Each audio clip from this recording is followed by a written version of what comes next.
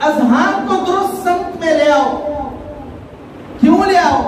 جب تم کسی کے بارے میں برا گمان رکھو گے وہ میرے بارے میں اچھا نہیں ہے، وہ اچھا ہوگا یا برا ہوگا وہ بات کی بات ہے، لیکن ایک چیز تو طے ہے نا، وہ یہ کہ تو نے اس کے بارے میں اچھی سوچ.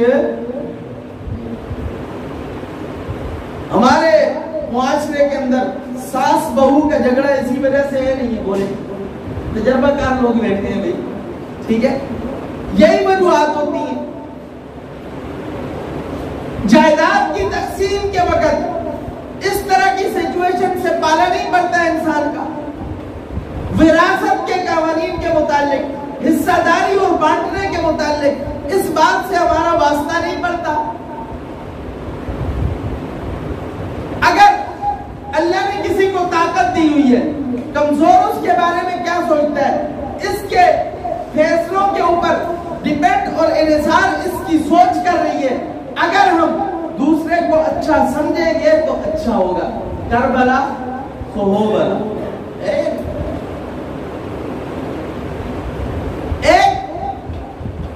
اپنی سوچ کو پازیٹیو رکھنا.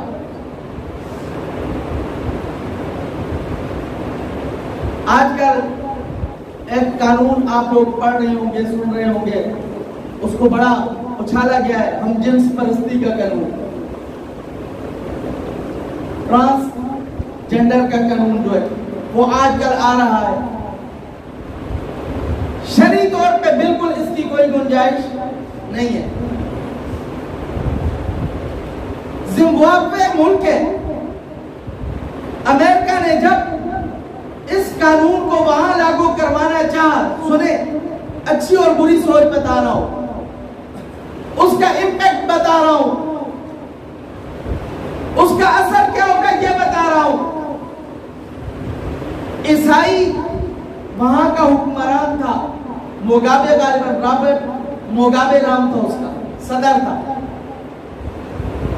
تو جب اس نے نوجوان نسل کے اس ٹولے کو دیکھا نا جو اس قانون کی حمایت کر رہا تھا، انہیں ان سب کو اٹھایا جیل میں بند کر دیا. بھائی اس کی ہمارے مذہب میں کوئی گنجائش.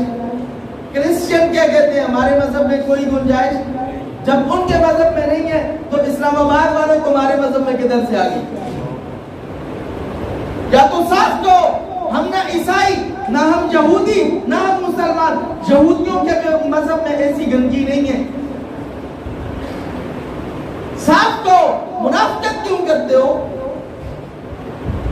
تو وہ عیسائی جو صدر تھا نا، اس نے ان سب کو اٹھایا اور جیل میں بند کر دیا. اب ہوا یہ کہ وہاں کا اس وقت کا امریکہ کا حکمران باراک اوباما، اس نے اس غیر فطری عمل کی اور غیر فطری قانون کی حمایت کی. تو اس نے کہا یہ جو ہے نا یہ زبان سے سیدھا نہیں ہوگا. اس عیسائی نے کہا میں بھی عیسائی ہوں، تو بھی اپنا مذہب عیسائی یا یہودی بتاتا ہے، چل اس کا علاج کرتے ہیں. تو نے کہا میری طرف سے پہلا پیغام تجھے، میں تجھے اپنے نکاح میں لانا چاہتا ہوں، میں تجھے اپنے. تو پھر اس کے بعد اس کے چھکے چھوٹ گئے بھائی. اور پھر اس نے اس بل کی، اس طرح کے قانون کی کوئی بھی حمایت نہیں کی. بات مثبت سوچ کی ہے. وہ عیسائی حکمران، وہ عیسائی صدر یہ سمجھ رہا تھا یہ غلط ہے، تو اس نے اس کا حل دوسرے ملک کے حکمران کی آنکھوں میں آنکھیں ڈال کے دیا ہے. رب محمد کی قسم ہے ایسا کوئی قانون دین اسلام کے اندر نہیں ہے. ہاں خواجہ سراؤں کا تحفظ اسلام کرتا ہے، وہ یا مرد ہوگا یا عورت ہوگا. خنسا اس کو عربی میں کہتے ہیں. اس کے قوانین حدیث پاک کے اندر آئے ہوئے ہیں، فقہ کی کتابوں کے اندر موجود ہیں. وہ الگ سے ویسے مسلمان جب مساجد کے اندر آتے تھے، پہلی صف مردوں کی، جہاں تک مردوں کی صفیں ہوتی مردوں کی بنتی، اس کے بعد بچوں کی بنتی. پھر شروع اسلام تھا، حکم دیا گیا اگر کوئی مہنس ہے یعنی ہجڑا ہے یا خواجہ سرائے، پھر ان کی صفیں بنتی. اس کے بعد عورتوں کو شروع اسلام میں مسجد میں آنے کی اجازت تھی، پھر ان کی صفیں بنتی. اسلام نے تو شروع سے ان کے بارے میں تعلیم دی ہے. تمہیں اپنے قانون کا جائزہ لینا چاہیے اور سوچنا چاہیے کہ ہم نے ان کے لیے کیا اصلاحات کرنی ہے، وہ اصلاحات نافذ کرو اور روشنی قرآن و حدیث سے لو. نئے قانون لانے کی ضرورت نہیں پڑے گی. سمجھ آئی بات؟ اس لیے یاد رکھیں ہر معاملے کے اندر نیگیٹو پازیٹو دو پہلو ہیں، ان کو سوچنا چاہیے. تو اس نے پازیٹو پہلو لیا، ان کو بند کر کے کہا جو لوگ یہ کہتے تھے کہ یہ صحیح ہے، ان ہم جنس پرستوں کو بند کر کے کہا یہ رہو تم یہاں پہ، تمہیں ہر قسم کا کھانا، ہر قسم کی سہولیات میسر ہے. اور ایسی لیڈیز کو کہا، مستورات کو کہا، عورتوں کو کہا تم ادھر بند ہو، یہ تمہارا کھانا. سال کے بعد 2 سال کے بعد مجھے اولاد چاہیے. کیا چاہیے بھائی؟ یہ جو انسان کا ملنے ملانے کا قانون اللہ نے رکھا ہے، خامد بیوی کا قانون رکھا ہے، نکاح کا نفاذ رکھا ہے، اس سے مراد یہ دنیا کائنات کو آباد کر رہا ہے، لذت کا اصول نہیں ہے. مجھے اولاد چاہیے. نبی اکرم صلی اللہ علیہ وسلم کا ایک فرمان ہے، دنیا کا سب سے بہترین رزق نیک صالح اولاد ہے. کیا ہے؟ اولاد. وہ عائلی زندگی بتا رہے.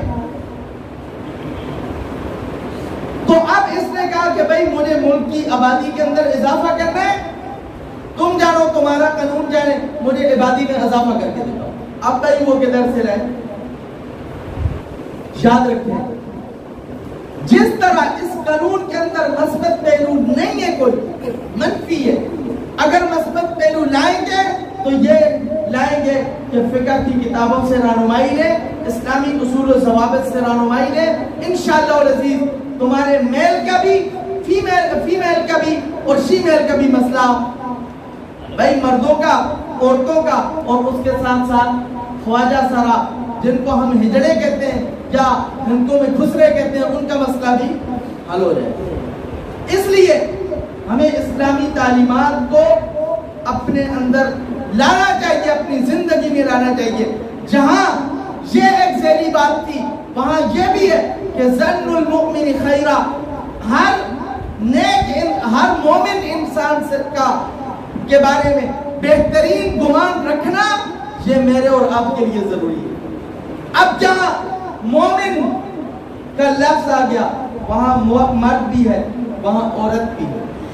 وہاں مرد بھی ہے، وہاں عورت بھی ہے. اللہ نے کوئی اور تیسری جنس پیدا. اب مرد کے فزیکلی کوئی کمی آئے گی یا فیمیل کی فزیکلی کوئی کمی آئے گی، اسی کو شیمیل کہہ رہے ہیں. بیسیکلی کیا ہے؟ مرد یا تیسری کوئی جنس نہیں. اب اللہ رب العزت نے ان دونوں کے متعلق فرمایا، مرد ہے تو مردوں کے متعلق، عورت ہے تو عورتوں کے متعلق خیر کا گمان رکھو، برا گمان. اپنی سوچ کی ڈائریکشن درست کرو، سوچنے کا زاویہ ٹھیک کرو. انشاءاللہ العزیز تمہارے بہت سارے معاملات حل ہوتے چلے جائیں گے. جب ہم دوسرے کے بارے میں گمان ہی یہ رکھیں گے بھئی یہ میرا کام نہیں کرتا، تو وہ خاک آپ کا کام کرے گا. دوسرے کے بارے میں یہ گمان رکھیں، اللہ اس کے ذہن میں ڈالیں گے اور یہ میرا مسلمان بھائی ہے، میرا کام کرے گا. دیکھیں اللہ کی طرف بھی توجہ ہے، مومن کی طرف بھی توجہ ہے، اس کے بارے میں اچھا گمان ہے. اس کا کام اللہ نصرت اور اعانت سے اللہ اس کے دل میں ڈالیں گے اور کام بھی ہو جائے گا. خفگی ناراضگی ختم.